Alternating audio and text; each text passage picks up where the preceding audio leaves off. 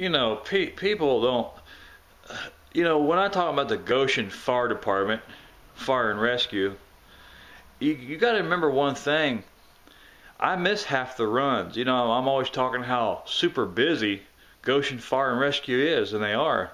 But you got to remember, when I'm in the library working, and play, enjoying movies or videos, I hear their sirens going off a lot, or at least often.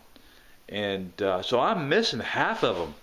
I'm missing half the run. So you can only imagine, if you've been with me, if you've been watching my videos for quite some time, you see how busy they are.